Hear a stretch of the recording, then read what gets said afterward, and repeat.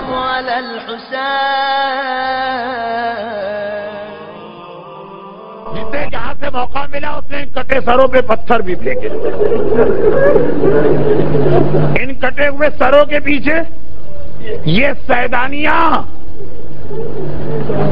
آپ زنجیر سے ہاتھ باندھیں گے، ان کے رسی سے ہاتھ بندھے تھے، لیکن میرے مولا سجاد زنجیر کا قیدی، ننگے سر ہیں، کھلے بال ہیں. مگر یہ سارا منظر دیکھا، کوئی اثر نہ ہوا.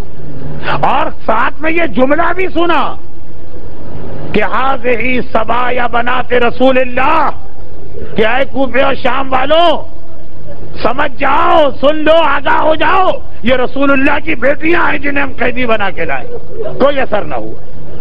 مگر یہی کوفہ اور شام کی عورتیں تھیں جو اوپر سے پتھر پھینک رہی تھیں، جنہوں نے ایک مرتبہ کھجوریں ان اونٹوں کی جانب اچھالی اور زینب کو کہنا پڑا کہ ہم پر صدقہ حرام ہے، ہم یہ کھجوریں استعمال نہیں کر سکتے.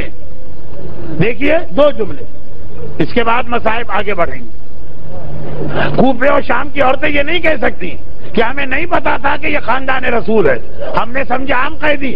پہلے منادی اعلان کر چکا ہے ہذہ صبایا بنات رسول اللہ، یہ رسول کی بیٹیاں ہیں، معلوم ہے. مگر دوسری بات، اتنے ظالم مرد اور عورتیں، چلے مردوں کی بات چھوڑے، سو عورتوں کی بات کریں. اور عورت نرم دل ہوتی ہے، عورت رقیق القلب ہوتی ہے، عورت دشمن کی پریشانی میں پریشان ہوتی ہے. مگر دل کتنے سخت تھے کہ اس حالت میں بھی پتھر پھینکے گئے، مگر پھر یہ کھجوریں کیوں برسائی گئی؟ یہ کھجوریں سجاد اور زینب کے لیے نہیں، کٹے ہوئے سروں کی وجہ سے نہیں، ماں کی گود میں بیٹھے ہوئے ان بچوں کے چہروں کو دیکھ کر، جن کے اترے ہوئے چہرے، جن کے سوکھے ہونٹ، جن کے پیاسے زبان، ایک ایک کیفیت عورت کو بتانے کے لیے کافی ہے. مرد شاید اتنی آسانی سے نہ پہچانے کہ کون بچہ پیاسا، عورت پہچان جائے گی یہ ماں کی گود میں بیٹھا ہوا بچہ یا بچی کئی وقتوں کے پیاسے.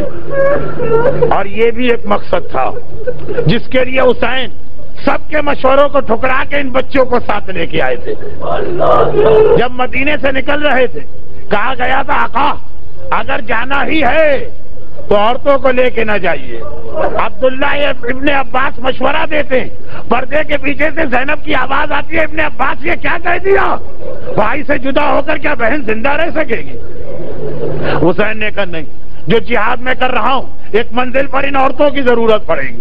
خاندان کے لوگوں نے کہا اچھا آقا کم از کم چھوٹے چھوٹے بچوں کو تو چھوڑ جائیے.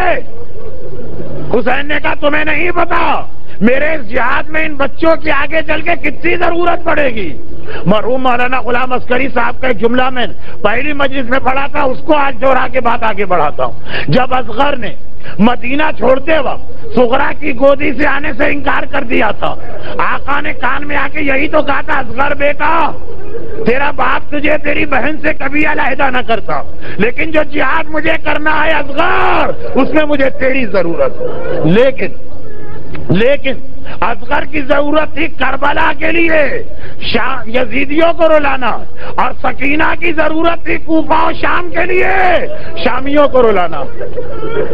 رباب، شہزادی رباب، ہمارا سلام ہو آپ کو. شب عاشور آپ کتنی پریشان تھی. آقا حسین شب عاشور جب بیویوں کے خیمے کا جائزہ لے رہے تھے فقط رباب کے خیمے سے رونے کی آواز آ رہی تھی. حسین نے کہا رباب خیریت تو ہے؟ کہا آقا خیریت کہاں ہے، میں دیکھ رہی ہوں کہ ساری بیویاں کل کے جہاد کے لیے اپنا ہدیہ اور تحفہ تیار کر رہی ہیں. یہ قیامت کے دن شہزادی فاطمہ کے سامنے کتنا سرخرو ہو کے جائیں گی. ہائے رباب کتنی بدقسمت ہے، اللہ نے کوئی ایسا تحفہ نہیں دیا جو جہاد میں کام آئے. بڑی اولاد لڑکی ہے سکینہ، اور لڑکیاں میدان میں نہیں جاتی ہیں، اور جو لڑکا ہے وہ اتنا چھوٹا ہے کہ گھٹنوں کے بل چل کے بھی میدان میں نہیں جا سکتا. اے رباب مگر آپ کی اولاد نے تو ایسا جہاد کیا کہ اصغر کے جہاد نے عباس اور اکبر کے جہاد کو پیچھا چھوڑ دیا. عباس و اکبر کے جہاد میں لشکر یزید نہیں رویا تھا، رویا گیا تھا تو اصغر کے جہاد میں، اور آپ کی سکینہ کے جہاد زینب و کلثوم کا جہاد اس کے پیچھے چھپ گیا، کیونکہ زینب و کلثوم کے جہاد نے کوفی اور شامی عورتوں کو ایسا نہ بدلا جیسا سکینہ کے پیاسے چہرے اور سوکھی زبان نے ان ظالموں کے دل میں رحم پیدا کیا۔ عزاداروں، آج میرے آقا اور مولا مظلوم امام کا 20واں ہے۔ جب 20ویں کا دن آتا ہے، خاندان کے افراد، گھر کے افراد مرنے والے کے وارث کس طرح اپنے مرنے والے کو یاد کرتے ہیں، کس طرح سے اس کے نام پہ دسترخوان سجایا جاتا ہے۔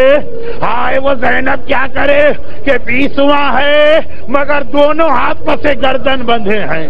ہائے وہ زینب بھائی کے نام پہ پانی بھی پیش نہیں کر سکتی ہے، اس لیے کہ اتنے پیاسے ہیں زینب کے بچے، پانی کہاں سے آئے کہ کسی فقیر کو دیا جائے، غذا کہاں سے آئے کہ کسی یتیم کو دی جائے۔ ہائے زینب کے اپنے بچے اتنے پیاسے ہیں کہ آخری جملہ شاید 20ویں اور 10ویں اور 30ویں میں آپ سنتے ہو، راہ شام ایک بار اتنا گرم دن تھا کہ دن کے وقت قافلہ روک دیا گیا۔